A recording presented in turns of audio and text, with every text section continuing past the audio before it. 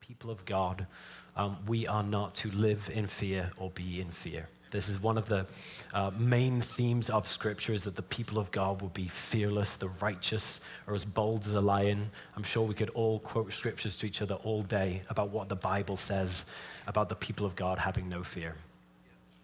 But just to give you one, this is something that Jesus said in the Gospel of John, much the same time period as the Scriptures that we're looking at in Mark this morning. He said this to his disciples: "Peace I leave with you. My peace I give you. I do not give as the world gives. Do not let your heart be troubled, and do not be afraid." I love that. Don't let your heart be troubled. Don't let it happen. That is Jesus' heart for us, for his people. And because of that, I want to say it's unthinkable that anything we find in Mark 13 should cause fear and consternation for the people of God.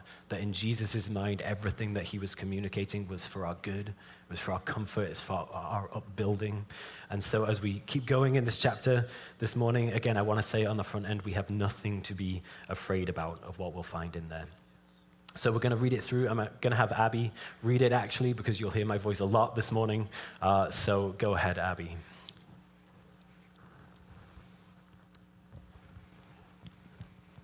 Good morning, church. Okay, 13. Yep, all the way through. And as he came out of the temple, one of his disciples said to him, "Look, teacher, what wonderful stones and what wonderful buildings." And Jesus said to him, "Do you see these great buildings? There will not be left here one stone upon another that will not be thrown down." And as he sat on the Mount of Olives opposite the temple, Peter and James and John and Andrew asked him privately, "Tell us when these things will be, and what will be the sign when all these things are about to be accomplished?" And Jesus began to say to them, "See that no one leads you astray. Many will come in my name, saying, 'I am he,' and they will lead many astray. And when you hear of wars and rumors of wars, do not be alarmed. This must take place, but the end is not yet. For nation will rise against nation, and kingdom against kingdom. There will be earthquakes in various places. There will be famines. These are but the beginning of birth pains.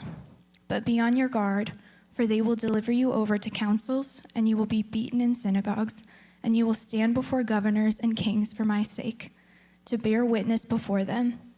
And the gospel must first be proclaimed to all nations. And when they bring you to trial and deliver you over, do not be anxious beforehand what you are to say, but say whatever is given you in that hour. For it will not be you who speak, but the Holy Spirit. And brother will deliver brother over to death, and the father his child, and children will rise against parents and have them put to death. And you will be hated by all for my name's sake, but the one who endures to the end will be saved." This is a lot. Okay. "But when you see the abomination of desolation standing where he ought not to be," let the reader understand, "then let those who are in Judea flee to the mountains. Let the one who is in the housetop not go down, nor enter his house to take anything out. And let the one who is in the field not turn back to take his cloak. And alas, for women who are pregnant and for those who are nursing infants in those days, pray that it may not happen in winter, for in those days there will be such tribulation as has not been from the beginning of the creation that God created until now and never will be. And if the Lord had not cut short the days, no human being would be saved, but for the sake of the elect whom he chose, he shortened the days. And then if anyone says to you, 'Look, here is the Christ,' or 'Look, there he is,' do not believe it. For false Christs and false prophets will arise and perform signs and wonders to lead astray, if possible, the elect. But be on guard. I have told you all things beforehand. But in those days, after the tribulation, the sun will be darkened, and the moon will not give its light. And the stars will be falling from heaven, and the powers in the heavens will be shaken. And then they will see the Son of Man coming in the clouds with great power and glory. And then he will send out the angels and gather his elect from the four winds, from the ends of the earth to the ends of heaven. From the fig tree, learn its lesson. As soon as its branch becomes tender and puts out its leaves, you know that summer is near. For also when you see these things taking place, you know that he is near, at the very gates. Truly I say to you, this generation will not pass away until all these things take place. Heaven and earth will pass away, but my words will not pass away. But concerning that day or that hour, no one knows, not even the angels in heaven, nor the Son, but only the Father. Be on guard, keep awake, for you do not know when the time will come. It is like a man going on a journey when he leaves home and puts his servants in charge, each with his work, and commands the doorkeeper to stay awake. Therefore stay awake, for you do not know when the master of the house will come in the evening or at midnight, or when the rooster crows, or in the morning, lest he come suddenly and find you asleep. And I say to you, stay awake. Great, thank you, Abby.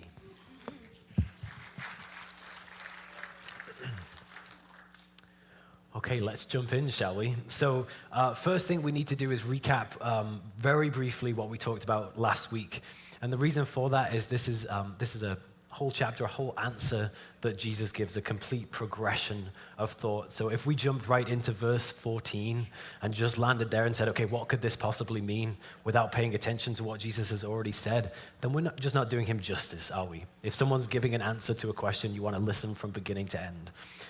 So very briefly, what happens in this chapter is that Jesus predicts the destruction of the temple. We talked about that quite a bit last week. We talked about the significance of it, that he wasn't just predicting a political event that would happen, but within it, this was a significant pronouncement of something new that God was doing in the world. That up until this point, so much of God's plan to bless and save and redeem the world had come through the temple. Now Jesus was saying, that is done, I'm doing something new, that God still wants to save and bless and redeem, but now he's doing it through himself, the person of Jesus Christ, and with his saved community, the church that he is forming. And we can get something of the idea of the significance of this when we just consider the book of Mark. Okay, it is an incredibly short book. When you think that he undertook to tell the story of the Son of God coming to the earth, the fact that he did it in 16 chapters is kind of amazing, right? I mean, he just used an incredible amount of self-control to say, I'm just going to condense it into this kind of bite-sized thing. But within these 16 chapters, we have a whole chapter devoted to the temple. Yeah, that should tell us something about how significant these things are. That when Jesus claimed everything that he claimed and did everything that he did, it demanded an answer of what does this mean, again, for the temple, because that's been so much of what God has done up until this point. So Jesus predicts the destruction of the temple, and then the disciples ask him two questions. They say, when will this happen, and can you give us a sign so that we know it's going to happen? Then Jesus starts to answer their question. So verses 5 through 8, he tells them a lot of things that are not signs. He says there'll be wars, there'll be famines, there'll be these kinds of things. Don't panic. The end is not yet. Okay, if you're looking for a sign, it's not any of those things. These are normal events that happen throughout the course of human history. He says, I don't want you to panic. I don't want you to be distracted by those things because I have a mission for you to accomplish. And so the next few verses, he was talking about the mission of his church. He was saying, listen, I need you to witness faithfully to me. I need you to do it even in the face of persecution, even to the point of death. And if my people will be faithful to me, then we will see the good news spreading out into the world, blessing going out into all the world, just like the temple was supposed to do. And so it's really good stuff, isn't it? But he has not yet answered their question. They said, when will this happen and can you give us a sign? And he has not done that yet. So the question still needs to be answered. Now, when we jump in here in verse 14, Jesus is going to give them a sign. But before we talk about that, it'll be helpful for us to know a little bit of history. So we're going to talk about that together for a second. And just to say, this morning is going to be a little different. There's so much to get through. There's so much. We have to talk about history in order to understand these things. We have to look a lot at the Old Testament and see how things are interpreted and fulfilled and all those kind of things. So I'm going to ask everyone to switch your brains on. Can we do that? We'll think together.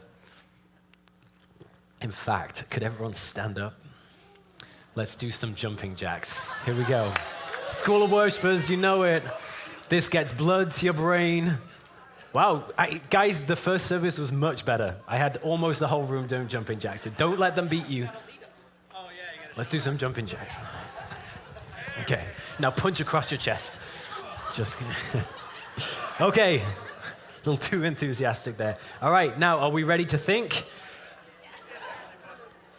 Maybe less ready than you were before we did that. We'll find out. Okay, so Jesus predicted that the temple would be destroyed. And from the hindsight of history, we know when that happened, that it happened in 70 AD. We can tell you the year. And we talked about that last week. But it's helpful to know a little bit of information about what happened in the lead up to that event. It's going to help us understand this passage. So going back to 66 AD, the Jews rebelled against Roman rule and asserted their independence. This was an amazing event. I mean, on a political, military level, the fact that this small nation of Israel could stand up to the massive Roman Empire and actually successfully assert their independence is an amazing thing. And that's what they did in 66 AD. Later that year, Cestus Gallus mounted an unsuccessful campaign to bring it back under control. So now they have not only asserted their independence, but they have defended it, okay? Right now, in the middle of the massive Roman Empire, Israel is free and independent.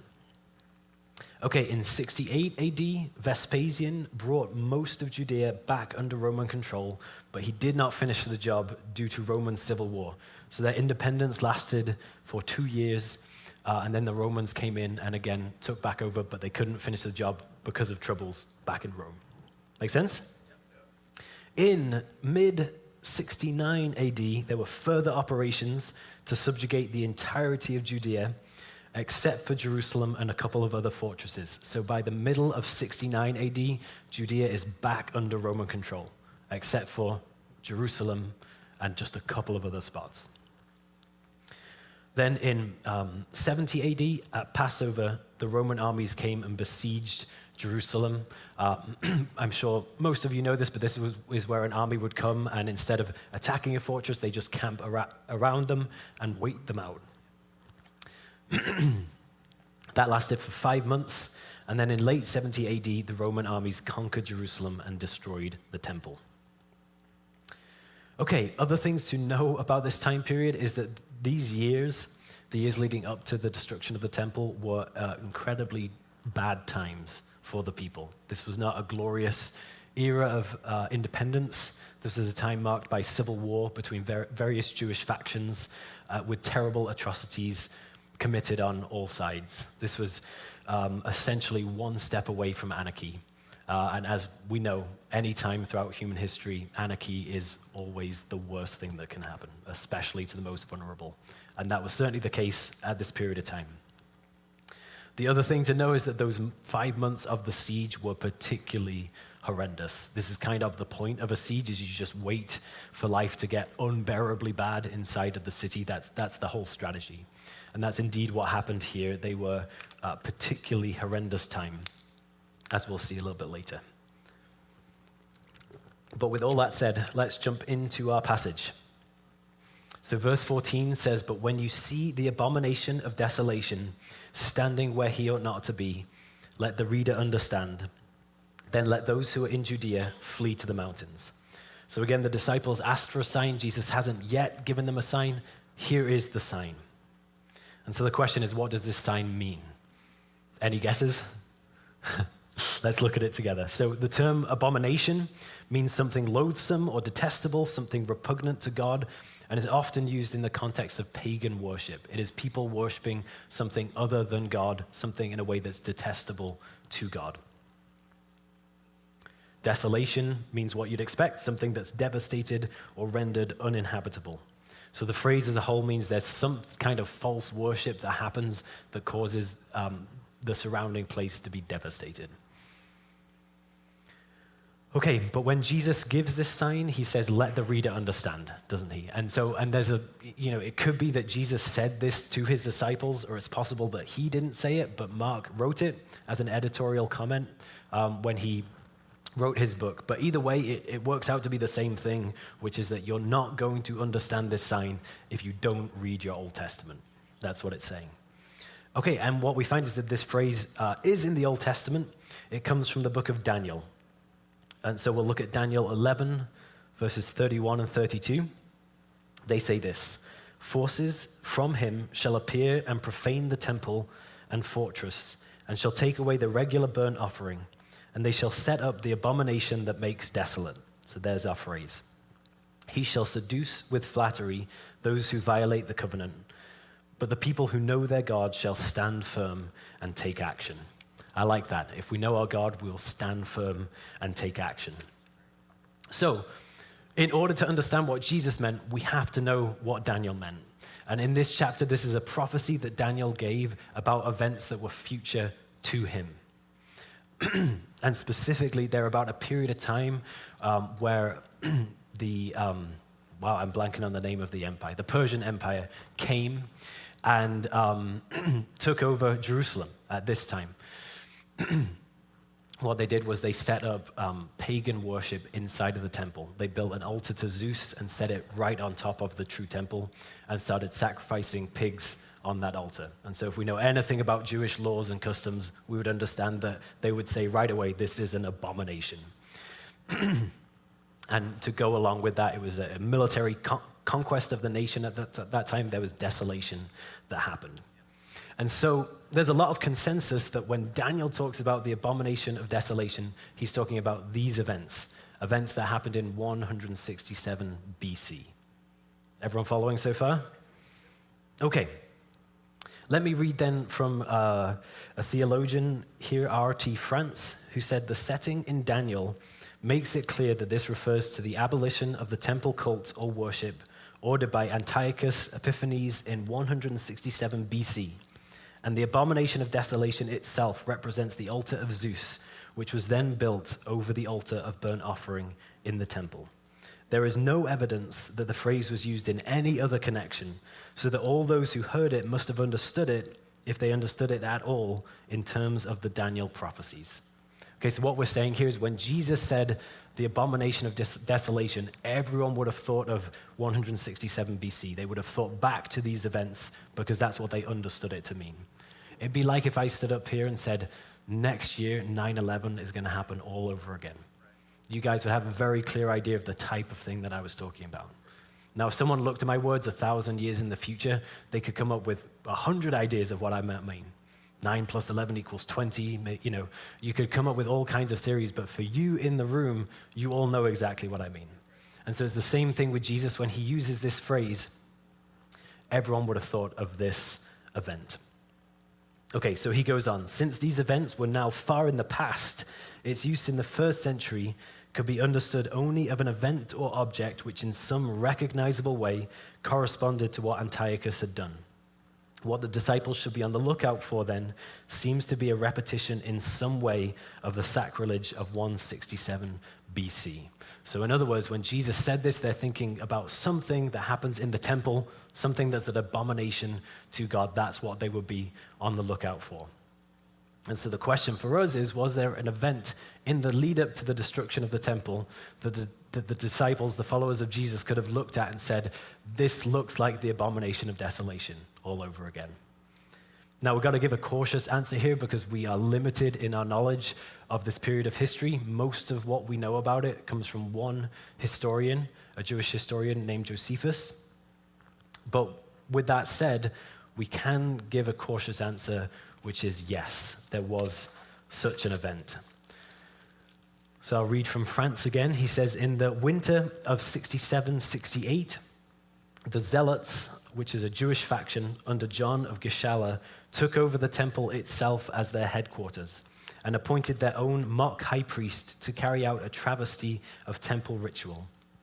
And popular outrage led to fighting within the temple itself, with zealot blood filling the sanctuary.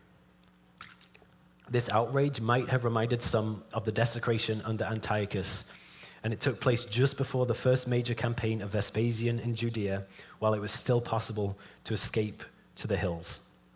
So we don't know for sure, but it seems very likely from what we do know of history that Jesus was predicting this event, and that the disciples, again, could have looked at it when it happened and said, that's what Jesus talked about. Here's our sign. Now we need to do what he told us to do.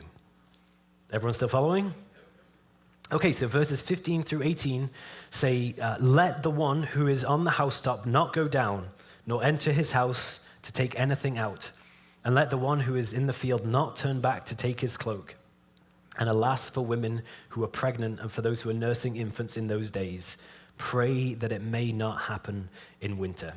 And so Jesus here is employing language of distress and particularly urgency. Everything that he says in these verses is to drill home the point that when you see this sign, you need to urgently take action. It's like he's saying, okay, if it happens in winter, don't think, okay, we need to get out soon, let's go in the summer. He's saying, no, you need to go out now. He's saying, listen, it doesn't matter if you're 8 months pregnant, you gotta go. Doesn't matter if you have a 1-week-old baby, you gotta get out of there. This is your opportunity right now. Okay, verse 19 says, for in those days there will be such tribulation as has not been from the beginning of creation that God created until now and never will be. So, intuitively, I think this makes a lot of us think that Jesus has switched subjects to the end of the world, to some kind of events that precede the end of the age, his second coming. Does anyone think that way? It seems like it probably is about that. I think this is for a couple of reasons. All of us read our Left Behind books when we were growing up. No, I think it's because of a couple of reasons. Number one, the word tribulation. For most of us, when we see that word, it just has end-time connotations for us. But even more than that, Jesus doesn't just say it's a tribulation. He says it is an unparalleled tribulation. It's a tribulation unlike anything else. So what we need to understand about this is that the word tribulation does not at all necessarily talk about the end. In fact, it's a normal word that is used in the New Testament, throughout the New Testament, and it talks about an aspect of human experience which is facing hardships in this fallen world in which we live. And it's particularly directed towards Christians because as Christians, we can handle tribulations differently than the rest of the world can because we know our God. We can walk through these things. So just to give you a few examples, John 16:33, I have said these things to you that in me you may have peace. In the world you will have tribulation, but take heart, I have overcome the world. Exact same phrase, and no one takes this to be about the end of the world. Everyone takes this to be instructions to the disciples as they were, and to us as we're walking through life. Here's another one, Romans 5, verses 3 through 4. It says, and not only this, but we also celebrate in our tribulations, knowing that tribulation brings about perseverance, and perseverance, proven character, and proven character, hope. This is a section in the book of Romans where Paul begins to talk about what should the normal Christian life look like. What does it look like for everyone? And he says, one of the first things he says is there'll be tribulation, but again, we handle it differently. Okay, but Jesus wasn't just talking about normal tribulations, was he? He talked about an extraordinary tribulation. And so our answer to this is that he was referring to the siege that immediately preceded the destruction of the temple, and it was, in fact, an unparalleled tribulation. It was a very, very dark, harrowing time. So to quote another theologian, he says, outside the city, the Romans crucified so many Jews that they ran out of wood for crosses. Inside, there was extreme infighting, murder, famine, disease, and even cannibalism. So this was a 5 months where a mother would hide her child for fear that someone would come to take them and eat them. This is an incredibly intense tribulation. It says thousands were slaughtered when the Romans breached the walls. In all, Josephus claims that 1,100,000 died during the siege and 97,000 were taken captive. These numbers must surely be exaggerations, but they well illustrate the horrible sufferings that the city experienced. So Jesus says this will be an unparalleled, incredibly extreme tribulation. That's in fact exactly what it was. It's also helpful to know the Old Testament here. Jesus is borrowing a phrase from the Old Testament, is using the language of extreme events, but also and particularly the language of judgment. And so if we go back to the book of Exodus and God judging the nation of Egypt, a couple of verses there say this. Exodus 10:14, then locusts came up all over the land of Egypt and settled on the whole country of Egypt. Such a dense swarm of locusts as had never been before, nor ever will be again. So there's our phrase. Exodus 11:8, There will be such a great cry throughout all the land of Egypt, such as there has never been, nor ever will be again. So in these references, it's not talking about this is the end of the world, right? It's talking about God is doing something massive, and it's a form of judgment on the nation. And so this is exactly what Jesus is saying again here. There's going to be extraordinary events, and it's going to be a judgment on the nation. And there's a biting irony here for the Jews because they understood themselves as the people of God, the friends of God. And this is what God does to his enemies, not to, oh, wait, we've become the enemy. Now, I just want to say something here, which is that God loves the Jews. This is not a fixed policy of God now that he is against the Jewish nation. In fact, the rest of the New Testament is clear that even though the way of salvation is open to all Gentiles now, to the whole world, and it's through Jesus Christ, it is very much open to Jews, to the Jewish nation. And in fact, there are places in the New Testament which talk about God still having his eye on the Jewish nation in a special way, wanting to bring lots of them to salvation, again, through the only way to salvation, which is Jesus Christ. Okay, verse 20. And if the Lord had not cut short the days, no human being would be saved. But for the sake of the elect whom he chose, he shortened the days. Okay, so what it's saying here is if the siege had not been cut short, no human being there would have survived. Absolutely true. But God cut short the days. And in fact, that's exactly what happened. So this was a 5-month siege, which might seem like a long time, but in terms of military history and sieges, it's actually a fairly short siege. It was mercifully cut short. And Jesus says that is done for the sake of the elect, any who were left there that did not get out. Okay, and so what we see here is God accomplishing his purposes in the earth, but always working on behalf of his people. It's good news for us. It's exactly the same today. God is outworking good purposes all the time.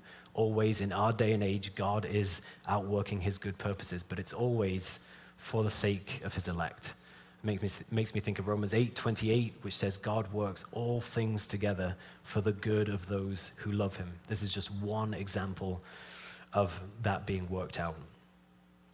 And I think that's important for us to take on and take encouragement from. You know, most of us, to whatever extent we learned history in school, we were actually trained in secularism, whether we realize it or not, that when we study history, we think in terms of human causes, we think in terms of natural causes, and most quote-unquote serious history professors do not talk in terms of the plan of God and the good things that he's outworking for the sake of his church. But the Bible is clear that that is the primary cause of all things that happen on God's earth. God is working out his good purposes, and we can be very encouraged by that.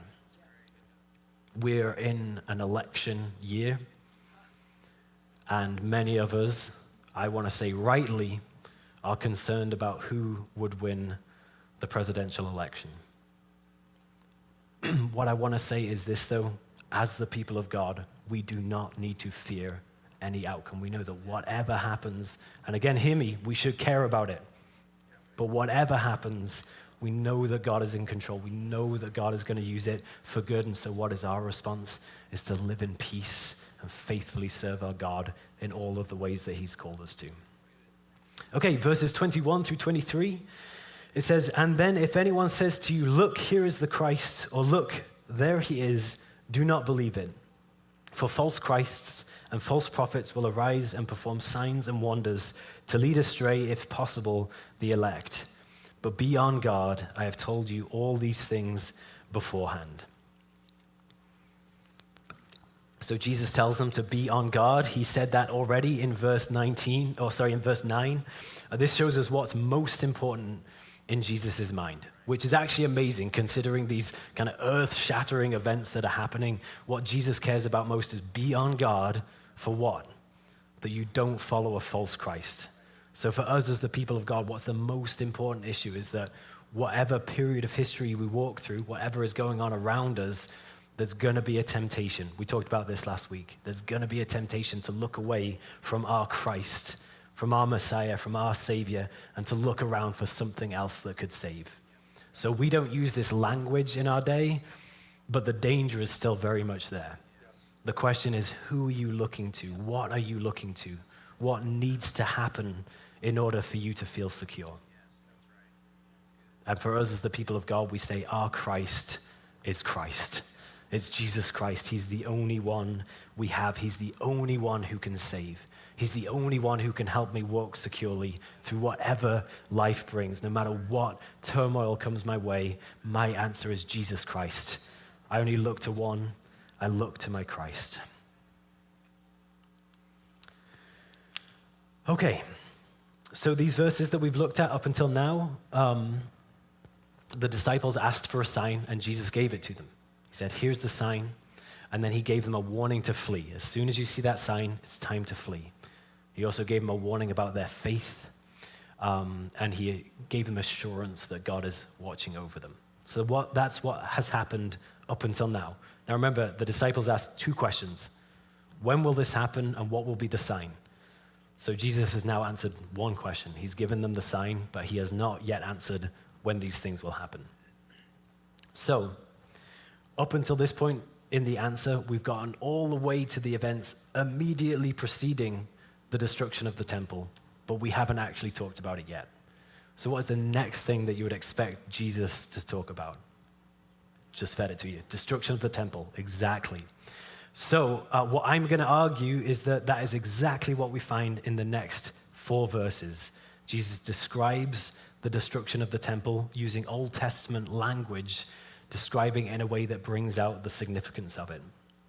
And so I have a request for you, which is to lay aside for a second assumptions that you might have about what Jesus must be talking about, and let's look at this with fresh eyes. Let's look back to the Old Testament and see what is Jesus communicating here. Does that sound good? Everyone get up and do some jumping jacks. Just kidding. Okay, Jesus said, but in those days, after that tribulation, the sun will be darkened, and the moon will not give its light, and the stars will be falling from heaven, and the powers of the heavens will be shaken. And then they will see the Son of Man coming in clouds with great power and glory. And then he will send out the angels and gather his elect from the 4 winds, from the ends of the earth to the ends of heaven. So first thing that Jesus says here is he talks about sun and moon being darkened, stars falling from heaven. What we're arguing here is that this is not a literal description of the end of our universe. If it was, it would be an extremely abrupt change of subject by Jesus that he's given us no warning for at all.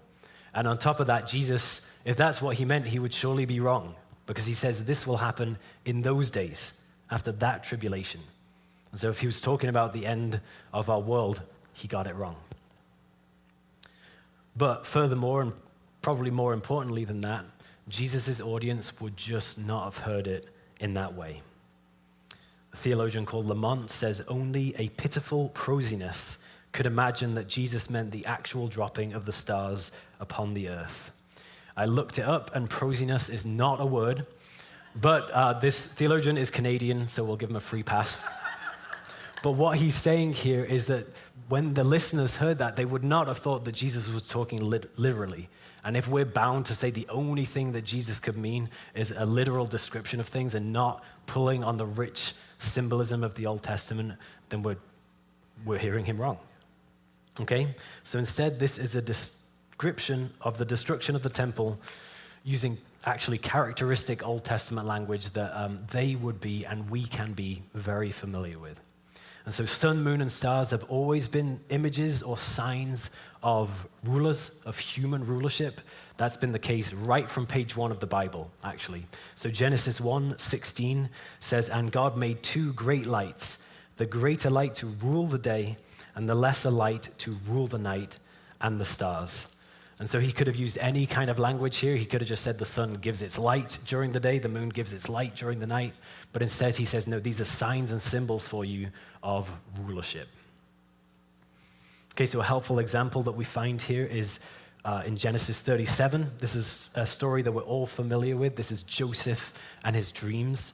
And it says this, then he dreamed another dream and told it to his brothers and said, behold, I have dreamed another dream. Behold, the sun, the moon, and the 11 stars were bowing down to me. But when he told it to his father and to his brothers, his father rebuked him and said, What is this dream that you have dreamed? Shall I and your mother and your brothers indeed come and bow ourselves to the ground before you?" Now, what I want you to notice from this story is that there was no discussion about what that dream might possibly mean.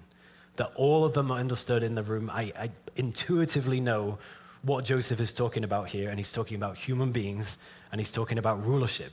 He's saying the person who should be ruling the family, Jacob, and all the people who would rule ahead of Joseph, all of his 11 brothers, they are all going to bow down to Joseph. Okay, so this is Old Testament thinking. This is the way that people would have thought, is sun and moon falling from heaven. These kinds of things are symbols. So stars rising became about ruling, and sun and moon stars becoming dark or dropping down became a motif about someone's rule coming to an end. So Isaiah 13 verse 10 is particularly helpful here. This is in fact the verse that Jesus is probably pulling from. It says, "For the stars of the heavens and their constellations will not give their light. I will put an end to the pomp of the arrogant and lay low the pompous pride of the ruthless." And so this verse is particularly instructive for us because Isaiah does both. So first of all, he starts talking about symbolic language, the sun, moon, stars dropping, and then he explains it in just very realistic terms. What do I mean is that there's rulers right now, and their rule is going to come to an end because they're not honoring me. They're proud in their heart in the way that they're ruling.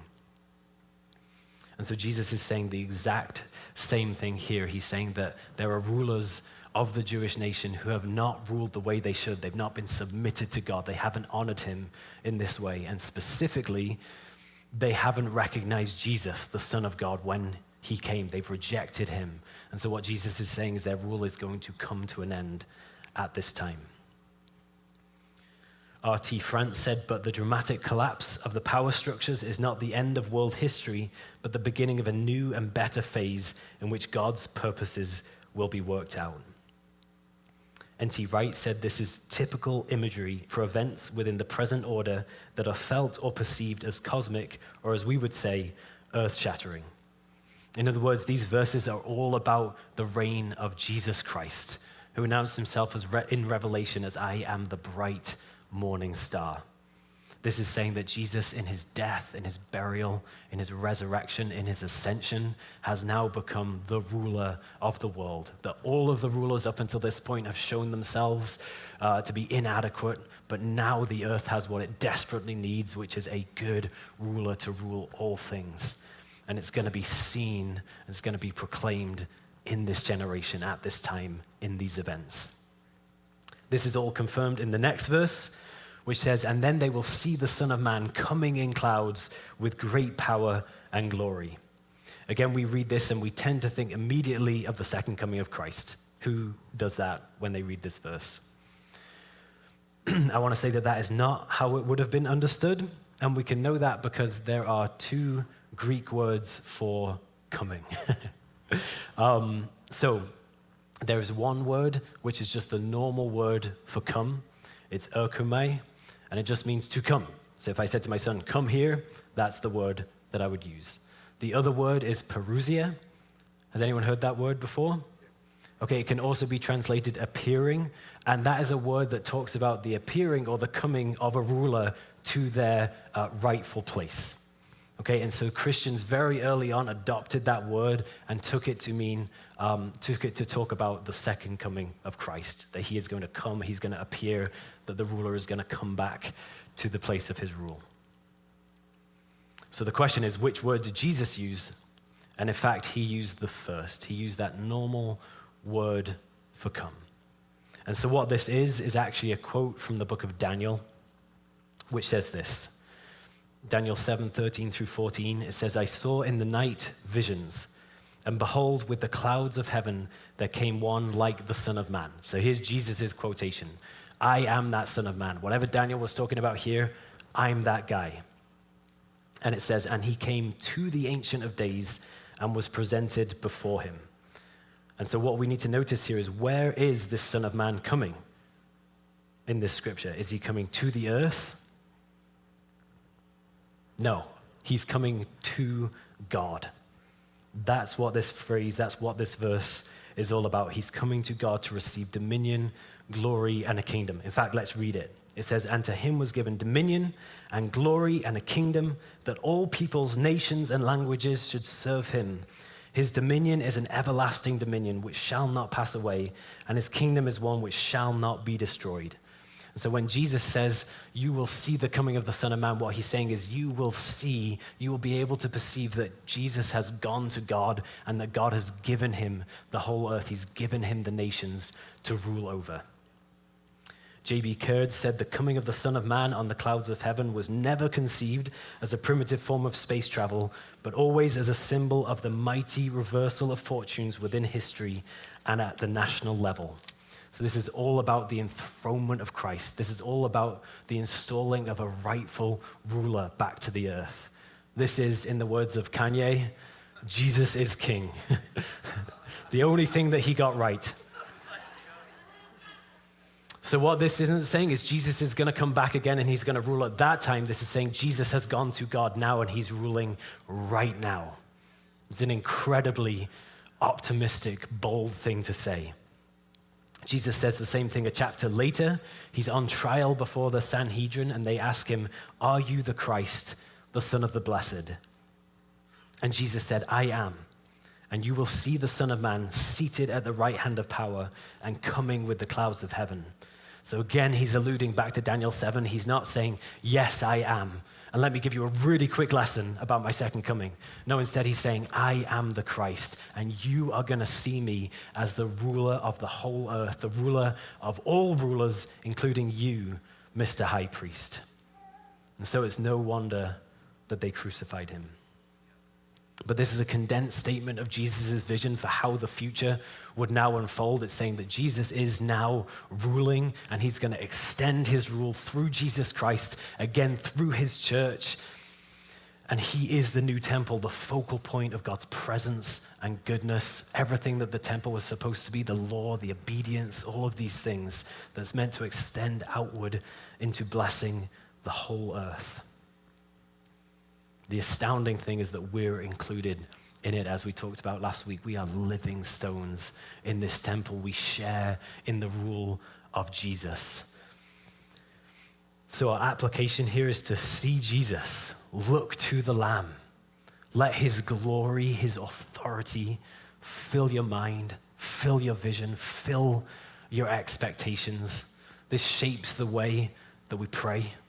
We're praying to one who currently is in authority, who rules all things. This shapes the way that we can boldly witness to our friends and neighbors.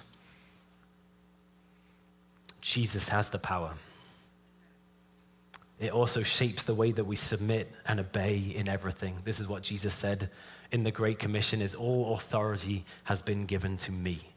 So I want you to go out and teach everyone to obey. Why? Because there's a new ruler in town and everyone needs to obey him. So this is what we do. We teach everyone to obey. Okay, the next verse talks about what this ruling Son of Man is doing. Verse 27, it says, "Then he will send out the angels and gather his elect from the four winds, from the ends of the earth to the ends of heaven." That word translated angels can also mean messenger, as in a human messenger. But in the New Testament, it is almost always referring to angels. So there's some debate, some discussion about, is Jesus talking here about angelic messengers going out or human messengers going out? Either way, the point is still the same, that what is our new ruler doing? He is going to the very ends of the earth to win salvation for people. What it's saying is that there's no place too far for God's arm to reach and save. It's saying there's no situation that's too dark that God can't go and win salvation. Back in verse 10, he started to talk about these things. He said, by the time the temple is destroyed, the gospel is going to have spread out to the nations. Now, this is an intensification of that. It's an amplification of that. He's saying that from this point now, there's no corner of the globe where Jesus isn't going to be victorious in winning people into his kingdom. Isn't this good news? It's such good news. Okay. Everyone okay to go for a few more minutes? Verses 28 through 29. Jesus says, "From the fig tree, learn its lesson. As soon as its branch becomes tender and puts out its leaves, you know that summer is near. So also, when you see these things taking place, you know that he is near at the very gates." The first thing we have to say about these verses is he is near is just a bad translation. Everyone knows it. It should say it is near. It gets translated he is near because of the assumption that Jesus was just talking about his second coming. So even though he said it is near, he must mean he is near. But in fact, Jesus knew exactly what he was talking about. He was talking about the destruction of the temple. He hasn't changed subjects. And so he's saying, now you have the sign, and you know that when the sign happens, it is near. Now, the image that he gives here of the fig tree is an easy one to understand. It's just saying, hey, when the leaves come out, you know that summer is close. Same thing, when you see the abomination of desolation, you know that the destruction of the temple is close. But there's another layer of meaning here. So if you remember a couple of chapters earlier, Jesus talked about, and he cursed a fig tree. And do you remember what that fig tree represented? The temple. That's the right answer this week. It's always the temple. Okay, so what he said is this temple hasn't done what it's supposed to do. It hasn't been fruitful in the way that it was supposed to be fruitful, and so I'm going to end that now. And so now we have here an image of a new fig tree, and he says, listen, summer is near. It's just about to burst into fruit. Again, it's saying the temple wasn't fruitful in the way that it's supposed to be, but I am going to be. My kingdom and my rule is going to be incredibly fruitful. This reminds me of Mark chapter 4, where Jesus said the kingdom of heaven is like a man sowing seed, and even if some falls on a path, even if some falls among thorns, these kind of things, listen, the kingdom of God will bear its fruit. It's going to end in amazing, explosive fruitfulness. Okay, verse 30 says, "Truly I say to you, this generation will not pass away until all these things take place." So how many things? All these things, everything that he said. And when will they happen? Within that generation. So with our understanding of these verses, this verse makes total sense. He was talking about the destruction of the temple, and he finally gives the disciples their answer here. It's going to happen within this generation. If you take any of the verses that we just have looked through to mean something else, something about the end of the age, then I don't know what you do with this verse. It's incomprehensible. It's just Jesus got it wrong. But of course he didn't. He knew exactly what he was talking about. Okay, verse 31 says, "Heaven and earth will pass away, but my words will not pass away." And so Jesus here probably was not predicting that the heavens and the earth will pass away, but he's comparing the stability of the heavens and the earth to his words and saying they're even more stable. So when he says heaven and earth will pass away, they might have thought, no, it won't. Psalm 104 said he set the earth in its foundations so that it should never be moved. Then what about the rainbow in the sky? You said you'd never take these things away. And Jesus would say, exactly. Just as stable as that is, my word is even more stable. And so it shows an incredible amount of confidence that Jesus had in everything that he said. This is absolutely fixed and certain.